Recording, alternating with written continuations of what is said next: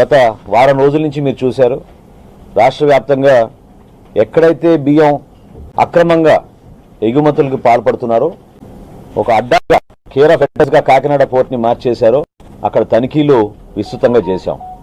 ఇప్పుడు వరకు మేము చేసిన తనిఖీల్లో 35,404 మెట్రిక్ టన్నులు సీజ్ చేయడం జరిగింది. ఈ 35,404 మెట్రిక్ టన్నులు సీజ్ చేసినప్పుడు సుమారుగా చూచాయిగా 159 కోట్ల రూపాయలు దాని విలువ. ఇది బహుశా ఇది ఏ రాష్ట్రంలోనూ ఈ విధంగా జరిగి ఉండదు. ఈ ఫుడ్ మాఫియాని మాత్రం మనం ఎట్టి పరిస్థితుల్లో కూడా ఉపేక్షించే సందర్భం రాకూడదు. ఈ మాఫియా ఏ విధంగా వ్యవస్థీకరించిందో మన కాకినాడ పర్యటనలో మీరందరూ చూశారు.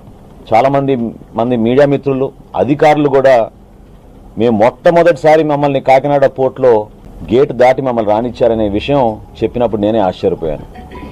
ఒక అడ్డాగా మార్చేసి ఎవరిని కూడా దగ్గర రానియకుండా అక్రమంగా పేద ప్రజల డబ్బు దోచుకుని పొట్టగొట్టి వీళ్ళు ఈ విధంగా ఎగుమతులు చేస్తున్నారంటే ఇతర దేశాలకి ఒకసారి మీరు తలుచుకుంటేనే ఆశ్చర్యపోవాలి. ఇది కేవలం కాకినాడ నగరంలో పోర్టు సమీపంలో ఉన్న గోడౌన్స్ వరకే మేము సీజ్ చేసిన విషయం. ఇది 35,404 మెట్రిక్ టన్నులు మాకు అక్కడే దొరికింది. ఇక రాబోయే రోజుల్లో ఈ తనిఖీలు, దాడులు ఖచ్చితంగా కొనసాగుతాయి.